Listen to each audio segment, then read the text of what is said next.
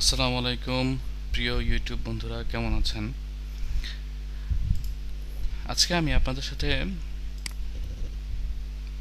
Share করব আমাদের previous যে প্রজেক্ট নিয়ে আমরা কাজ করছিলাম সেই প্রজেক্টের হেডার সেকশনে আমরা কাজ করব। তো হেডারের মধ্যে আমরা একটা H1 ট্যাগ নিব এবং সেখানে আমি আমাদের চ্যানেলের নাম দিলাম কোড গুরু দিয়ে সেভ করলাম। এখন এই H1 ট্যাগটাকে নিয়ে আমরা স্টাইল করব। তো এখানে আমাদের যেখানে ফন্ট এন্ড হেডার সেকশন, এখানে আমি H1 ট্যাগ আগে লিখে রেখেছিলাম, তারপর আমি এগুলো সব ডিলিট করে দিচ্ছি। দিয়ে এখন এখানে প্রথমত আমরা যেটা করবো সেটা হচ্ছে ফন্ট সাইজ দিব। ফন্ট সাইজ দিলাম আমাদের আগের যে ফন্ট সাইজ ছিল সেটা 100%, এখন আমরা তার চাইতে 160% বাড়িয়ে দিব। ওকে, কালার একটা কালার দেব, কালার দিলাম টোটালি হোয়াইট। তারপরে হচ্ছে লাইন হাইট দিব যেন সে মাঝখানে চলে আসে। আমাদের হেডারের হাইট হচ্ছে 90 পিক্সেল, সেই হিসেবে আমাদের লাইন হাইটও হবে 90 পিক্সেল। ওকে, এখন আমরা যদি ব্রাউজারে গিয়ে রিফ্রেশ করি তাহলে আমরা দেখতে পাচ্ছি আমাদের লগো তৈরি হয়ে গেছে, কিন্তু প্রবলেম হচ্ছে সে বাম পাশে চলে আসছে, কিন্তু আমি চাচ্ছি সে মাঝখানে চলে আসুক। খুবই সিম্পল, জাস্ট আমরা এখানে টেক্সট এলাইন লাগিয়ে দিব। টেক্সট এলাইনের মধ্যে আমরা লিখব সেন্টার, বাস হয়ে গেল। এখন আমরা ব্রাউজারে গিয়ে আবারও রিফ্রেশ করি, দেখুন সে মাঝামাঝি চলে আসছে। এখন আমার যদি মনে হয় যে না, লেখাটা আর একটু বড় করা দরকার সাইজ, তাহলে আমরা এখানে 80% করে দিচ্ছি, সেভ, এবং এখানে রিফ্রেশ দিচ্ছি। দেখুন লেখা আগের চেয়ে আর একটু বড় হয়ে গিয়েছে কোডগুলো। ওকে, তো আমাদের হেডার হয়ে গেল। হেডারের পরে নেভিগেশন বার আমাদের হলো, সাইড বার তৈরি হলো। সাইড বারে কীভাবে ইমেজ দিতে হয় সেটা দেখলাম। আমাদের মেইন বডিতে মেইন কন্টেন্ট আমরা কিভাবে দিতে পারি এবং একাধিক কন্টেন্ট আমরা কিভাবে দিতে পারি সেগুলো দেখলাম। আচ্ছা, এখন আমাদের বাদ থাকলো হচ্ছে ফুটার। এখন আমরা ফুটার সেকশন নিয়ে কাজ করব। তো ফুটার সেকশনের প্রথমে আমরা আমাদের এখানে কপিরাইট যেই লেখাটা থাকে সেটাই আমরা লিখি।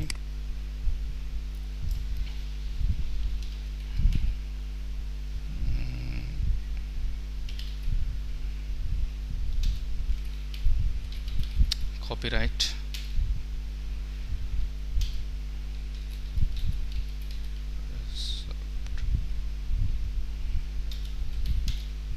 বাই কোড গুরু, সেভ দিই এবং আমরা ব্রাউজারে গিয়ে রিফ্রেশ করি। জাব বাই কোড গুরু, কপিরাইট চিহ্নটা আসলো না। আচ্ছা, আমরা পরে আসছি। আমরা এখানে একটা কপিরাইট লেখাটা লিখব। তো প্রথমে আমরা একটা এন্ড চিহ্ন দেব, তারপরে সিওপি কপি, তারপরে আমরা লিখব কপিরাইট, দিলাম 2016-2017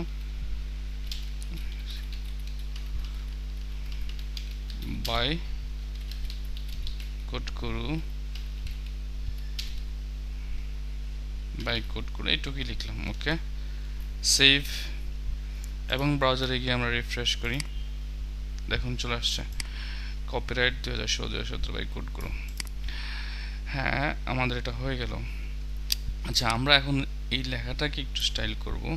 প্রথমে দেখে নিই লেখাটা কিসে আছে, H2 তে আছে। আচ্ছা, এখন এটা আমরা এখানে H2 নয়, আমরা এটাকে H5 করে দেব।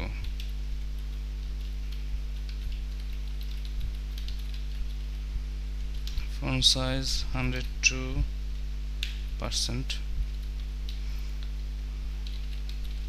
Colour star, okay save. এবং আমরা তাকে একটা ইয়ে দিব, সেটা দিতে পারি হচ্ছে টেক্সট লাইন। আমরা চাচ্ছি সে রাইটে থাকুক, সেভ। ওকে, এখন আমরা ব্রাউজার রিফ্রেশ করি, দেখি কি হয়।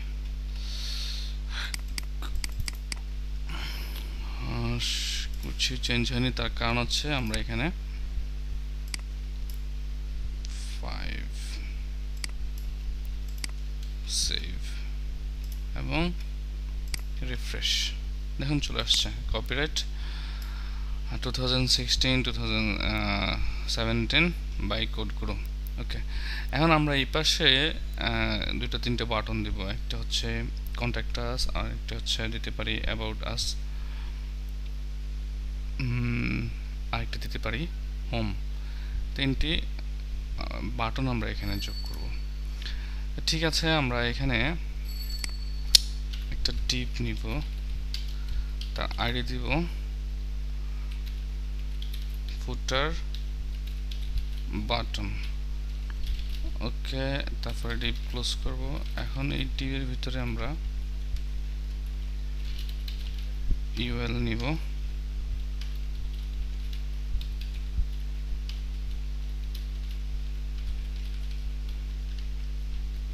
এখানে আমরা লিস্ট দিলাম, লিস্টের মধ্যে আমরা অ্যাঙ্কর ট্যাগ দিব, আচ্ছা ইএফ, তারপর অ্যাঙ্কর ট্যাগ ক্লোজ দিলাম, হোম ডি, তারপর দিলাম অ্যাবাউট আস, তারপরে দিলাম কন্ট্যাক্ট আস, সেভ দিই এবং ব্রাউজারে গিয়ে আমরা রিফ্রেশ করি, দেখি কি হচ্ছে। দেখুন চলে আসছে home about contact us, okay nice. এখন আমরা আমাদের এইটুকু পোর্শন নিয়ে কাজ করব। তো আমরা ফুটার বাটনকে এখন আমরা স্টাইল করব। আমাদের স্টাইল সেকশনে চলে যাই, এখানে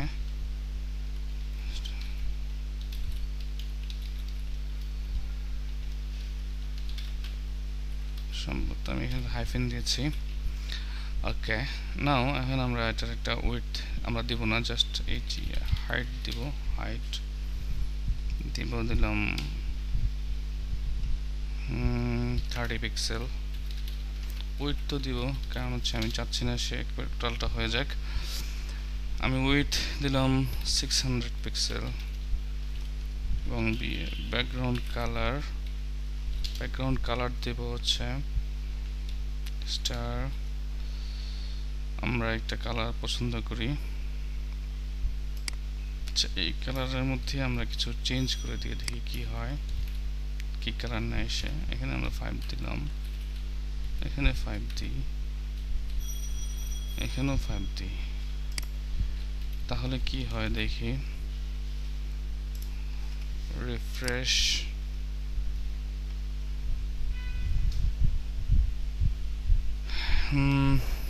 কোনো কালার আমরা কিছুই দেখতে পাচ্ছি না।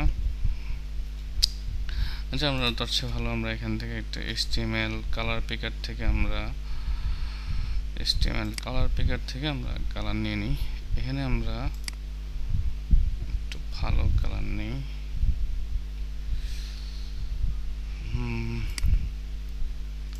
এটা নেই, okay. Control C and control V, okay. এখন এটাকে আমরা দেব ফ্লট লেফট দিয়ে লেফট, সেভ এবং রিফ্রেশ, বাহ চলে আসছে হোম, অ্যাবাউট আস, কন্ট্যাক্ট আস। আচ্ছা, এখন আমরা কাজ করব ইউএলটা নিয়ে, ওকে। মেনু বারে চলে যাই, আমরা মেনু বারে এখানে আমরা আরেকটা কমেন্টস নিব, এখানে আমরা লিখব ফুটার বাটন। আচ্ছা, এখানে আমরা দিলাম আমাদের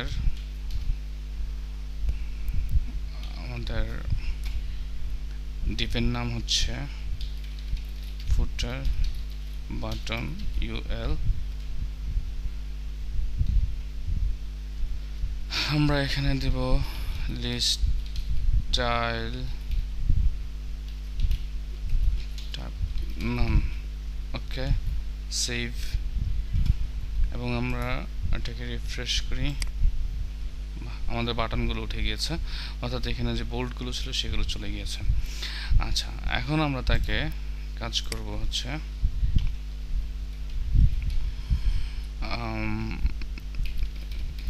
ফুটার বাটন ULLI। এখানে আমরা লিখব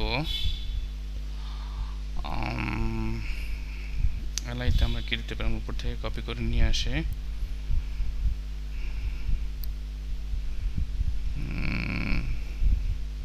আচ্ছা, আমরা এখানে প্লট দিই, প্লট লেফট, সেভ, রিফ্রেশ। হ্যাঁ, একই এতে চলে আসছে। আচ্ছা, এখন আমরা ইউএলকে অর্থাৎ অ্যাঙ্করকে ULLIA স্টাইল করব, অ্যাঙ্কর ট্যাগকে স্টাইল করব। এখানে আমরা লিখব টেক্সট ডেকোরেশন নান, তারপরে দেব হচ্ছে মার্জিন রাইট, দিলাম 10 পিক্সেল। ওকে, সেভ, এবং আমরা রিফ্রেশে গিয়ে দেখি কি হচ্ছে। ওকে, সুন্দর। আচ্ছা, এখানে এটা নিচে আসছে কেন, তার কারণ হচ্ছে সে এইটার নিচে গিয়ে এটার নিচে এটা প্রতিস্থাপিত হয়েছে। আচ্ছা, এখন আমরা যদি এটাকে একটা ডিপের মধ্যে রাখি, এটাকে আলাদা ডিপের মধ্যে রাখি, তাহলে আমাদের দুটো আলাদা হয়ে যাবে। আচ্ছা, আমরা এটা কিভাবে করতে পারি? তো আমরা এখানে এটাকে অর্থাৎ আমাদের যে ফুটারের যে লেখাটা, এটাকে আমরা একটা ডিপের মধ্যে ফেলে দিই, ডিপ আইডি লিখ দিতে পারি এখানে কপিরাইট রাইট। ওকে, ডিপ, এই টিপটাকে কপি করে আমরা এই নিচে দিয়ে দিব, এটাকে একটা ইন্ডেন্ট দিব, সেভ। এখন এই কপিরাইটকে আমরা স্টাইল করব, এইখানে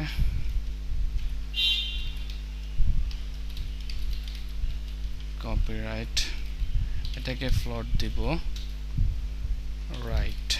ওকে, এটার উইডথ প্রয়োজন নেই, এটাকে আমরা জাস্ট রাইটে নিয়ে গেলাম। এখন আমরা সেভ দিয়ে রিফ্রেশ করি, তাও হলো না। আচ্ছা, ওকে, ফ্লোট কপিরাইট রাইট। আচ্ছা, দেখি আমরা লেফট দিয়ে দেখি তো কাজ করছে কিনা। সেভ, না, দ্যাট মিনস আমরা কোথাও ভুল করেছি। সিওপি কপি, এটাকে কন্ট্রোল সি, কন্ট্রোল বি। ঠিক আছে, এখন আমরা এটাকে রাইট দিব, right, save and refresh. What happened? left, left, save, refresh. না, কোনো চেঞ্জ হচ্ছে না কেন? কিছু তো চেঞ্জ হবে। ডিপ আইডি কপিরাইট RIGHT, এখানে H বাদ দিয়েছে। সেভ, ডিপ ঠিক আছে। আচ্ছা, ওকে, টি ফাইন। আচ্ছা, এটা আমরা একটা উইথ উইথ দিলাম, এটা 500 পিক্সেল দিলাম। ওকে, আই ফরগেট সামথিং, এটাকে আমরা রাইট দিব, রাইট। তারপরে হচ্ছে উইথ দিলাম 500 পিক্সেল, HGST হাইট দিলাম 30 পিক্সেল, সেভ। নাও রিফ্রেশ। ওকে, এখন দুটাই মাঝামাঝি, মানে দুটা পাশাপাশি চলে আসছে। এখন প্রশ্ন হলো যে আমাদের ফুটার কেন ছোট হয়ে গেল? আচ্ছা, তো ফুটারের আমরা একটা হাইট দিয়ে দেবো এখানে। ফুটারের হাইট দিয়েছি 30 পিক্সেল, যার কারণেই না, ফুটারের হাইট এখানে কি দেওয়া আছে? ফুটারের হাইট এখানে দেওয়া নেই। আমরা ফুটারের একটা হাইট দিয়ে দিই, হাইট দিয়ে দিই 50 pixel. Okay, and sorry, save, good। আচ্ছা, আমার মনে হয় এরকম ভালো লাগছে না, আমরা ব্যাকগ্রাউন্ডটা উঠিয়ে দিই। আমরা ব্যাকগ্রাউন্ডটা উঠাবো থেকে, ব্যাকগ্রাউন্ড উঠাবো হচ্ছে ফুটার বাটনের যেখানে ব্যাকগ্রাউন্ড করা দিয়েছে সেটা উঠিয়ে দেব, সেভ এবং রিফ্রেশ। ঠিক আছে, home, about us, contact us. Okay, আচ্ছা, আমরা এগুলো চাচ্ছি যখন হোভার করব তখন সে বাটন হিসেবেই দেখাবে। আচ্ছা, তার আগে আমরা একটু কাজ করি, সেটা হলো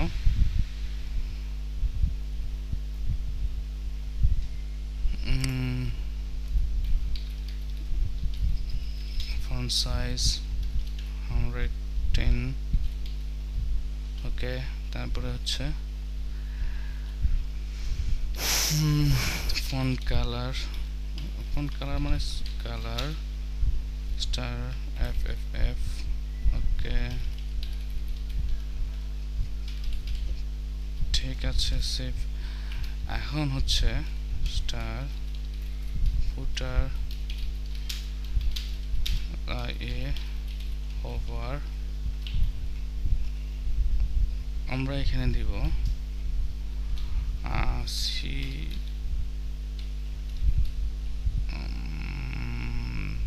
ব্যাকগ্রাউন্ড কালার দেব ব্ল্যাক না, অন্য কিছু দিই, এটা দিয়ে Ctrl+C Ctrl+V, সেভ দিই এবং রিফ্রেশ করি। ওকে, আমার মনে হচ্ছে একটা ফিক্স ওয়েট যদি আমরা দিয়ে দিই তাহলে সেটা আরো ভালো হয়। আমরা তার একটা ওয়েট দিয়ে দিব, এখানে ওয়েট দিলাম 100 pixel. Okay, DIS display BLOCK block and HGST height, আমরা হাইট না দিয়ে লাইন হাইট দেব, লাইন হাইট 30 পিক্সেল। ওকে, রিফ্রেশ করি, এখন ভালো লাগছে। আমরা টেক্সটটাকে সেন্টার করে দিব, text align centre and border radius 5 pixel. এখন আমরা যদি রিফ্রেশ করি তাহলে আমাদের খুব সুন্দর বাটন হয়ে গেল। আচ্ছা, আমাদের ওয়েবসাইট মোটামুটি কমপ্লিট। ফুটারটাকে এখন আমরা একটু ছোট করে দিই। আমাদের ফুটারের যে হাইট আছে সেটাকে আমরা একটু কমিয়ে দিব। ফুটার আমরা হাইট দিয়েছিলাম এখানে 50 পিক্সেল, এখানে আমরা দেব হচ্ছে 40 পিক্সেল সেভ। আর হচ্ছে ফুটার বাটন যেটা আছে সেটার আমরা একটা প্যাডিং দিব, প্যাডিং টপ 5 পিক্সেল। ঠিক একই জিনিস কপি করে আমরা নিচে দিয়ে দিব, Ctrl C, Ctrl V, save and সবশেষ রিফ্রেশ। গুড, ঠিক আছে। এটা মনে হচ্ছে একটু উপরে আছে।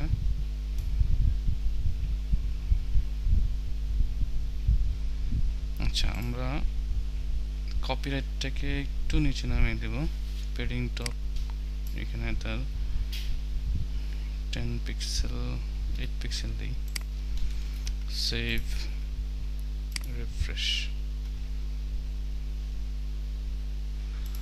আমার মনে হচ্ছে আর একটু দেওয়া উচিত, 10, সেভ, নাও ইটস ওকে। প্রিয় বন্ধুরা, আমরা দেখলাম কিভাবে একটি পুরোপুরি একটি ওয়েবসাইট তৈরি করতে হয়, লিকুইড ওয়েবসাইট। আমরা এটাকে রেসপন্সিভ ওয়েবসাইট বলতে পারবো না পুরোপুরি, কারণ রেসপন্সিভ ওয়েবসাইট করতে গেলে আরও অনেকগুলো কোড সম্বন্ধে, সিএসএস কোড সম্বন্ধে জানতে হবে। কিন্তু আমরা মোটামুটি একটি ওয়েবসাইট তৈরির সম্যক ধারণা আমরা পেয়ে গেলাম সিএসএস এবং এইচটিএমএল ইউজ করে। শুধুমাত্র সিএসএস এবং এইচটিএমএল ব্যবহার করে আমরা একটি ওয়েবসাইট সম্পন্ন করলাম। তো এই টিউটোরিয়াল যদি আপনাদের কাজে লেগে থাকে অবশ্যই আমাদেরকে সাবস্ক্রাইব করবেন, আমাদেরকে আপনাদের মূল্যবান মতামত জানাবেন, আরও কীভাবে আমরা আপনাদের জন্য উপকারী টিউটোরিয়াল তৈরি করতে পারি সেই বিষয়ে আমাদেরকে আপনাদের পরামর্শ দিবেন। অবশ্যই ভালো থাকুন, সুস্থ থাকুন, আল্লাহ হাফেজ।